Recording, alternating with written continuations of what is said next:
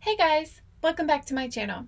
Teacher Kelly here, and I'm going to show you today how I teach the song slides at the beginning of the lessons.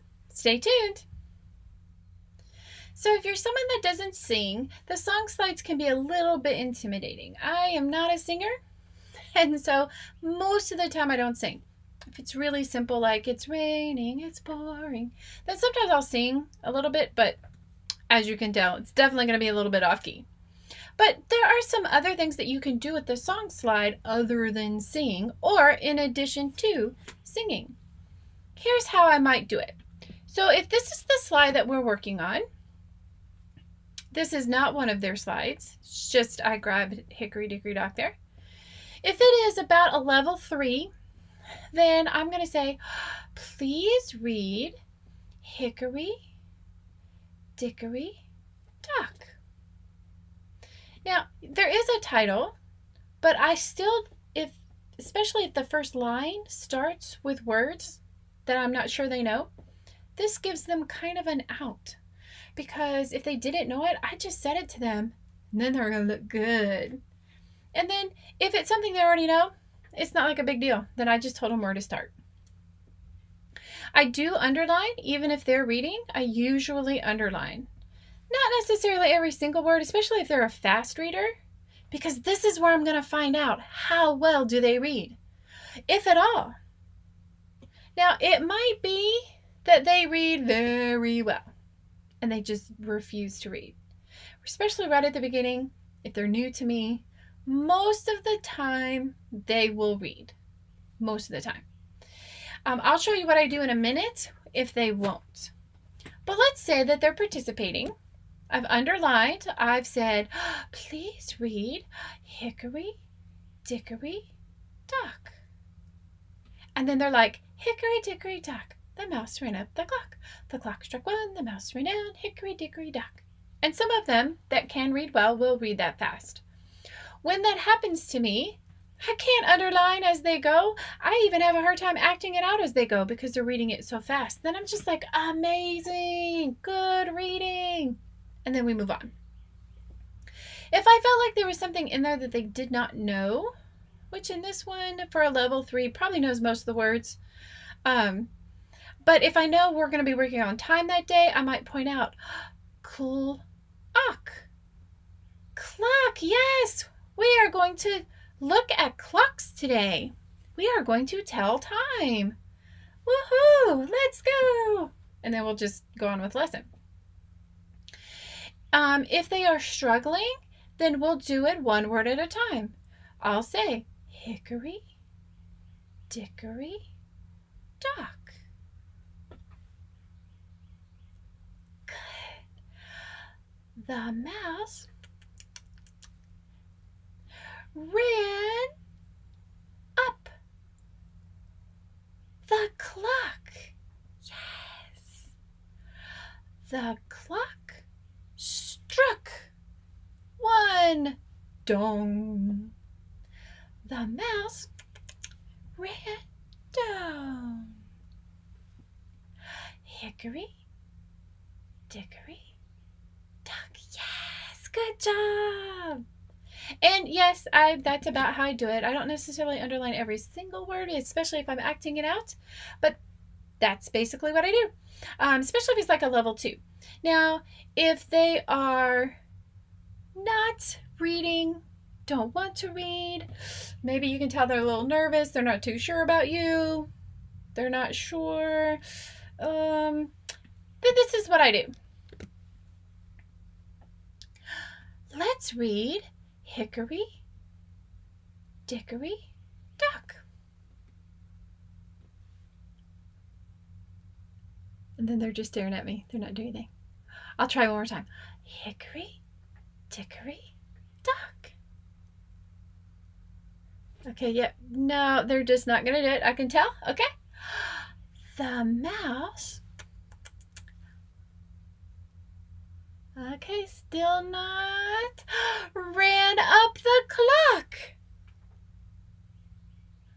Okay, yeah, they're not going to. I'm just going to keep going. The clock struck 1. The mouse ran down. hickory dickory dock. And that's what I do. Now I don't interject the little they're not participating. That's going on in my head there. But that just gives me something else to kind of help warm us up. It gives me plenty of time to find out how much wait time does this student need. Are they distracted during this time? Because if they're already distracted, then I've got to be pulling out some things in my head or physically pulling out some things that I'm going to need to keep their attention. This will tell me if they're struggling with reading at all. And again, it depends on the level. I mean, a level 2 isn't necessarily expected to read, especially all of those words. Probably ran, maybe, it just depends on where they are. So it helps you to gauge a lot of things very, very quickly. Now, if you're a brand new teacher, you're not going to be able to probably process all of that right away, but slowing yourself down right here at the beginning gives you a chance to really focus on that student. As you're looking at the slide, it helps you, gives you something to do, especially if you're not a singer and you're a new teacher. But then it'll kind of help you, like, can they say mouse? Are they having trouble with the ow sound? Maybe not. Oh, they know the word ran? Oh my gosh, they read all of that? Ran up the clock? Then they're reading pretty well, depending on what level they're at, right? So you can get a lot of information and you don't necessarily have to sing it. Now, if you're lucky, like I've had many students in the last 3 days, they apparently have wonderful other teachers that sing, and they already know the tune, and they already know the song, and they just take off singing it. So pointing out vocabulary that's coming up, practicing vocabulary that they've already had. Maybe if this is a student I work with on a regular basis, I know that they're struggling with the ah sound. I might point out all the words in there that have the ah sound. I do the same thing with that closing song. The same exact thing. Today we were doing the This Is My Family song, and we had worked on mom during this lesson. So I had her go through and circle all the moms. So it really just depends. I can use it to help reinforce what we worked, especially if it's a higher level student. And I'm like, we have a full 2 minutes left. Or sometimes I make sure and do it to help reinforce what we worked on that day, what we've worked on previously. Now that I've been here a little bit, new teachers can look forward to this. You will have hindsight, pre-sight. You'll know what's coming up in like the next lesson. Like I haven't taught all the level 2 lessons. I haven't taught all the lessons, but I've taught enough now that sometimes I know, oh, I've done that assessment.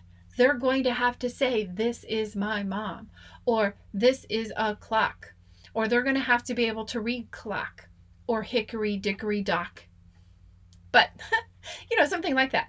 And because I know what the assessment already looks like, because I've already given it, lucky me, I can help that student out now.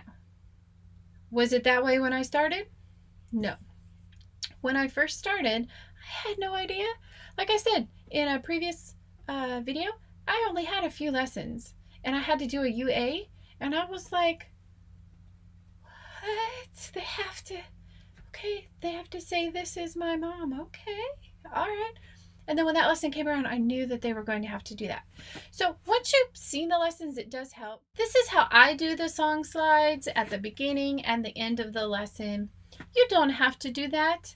I'm just trying to give you another suggestion, or if you're at a loss to what to do, or you're like, I just cannot sing this anymore, or I really can't sing, then this gives you a way you can use the slides and really get some good information from it.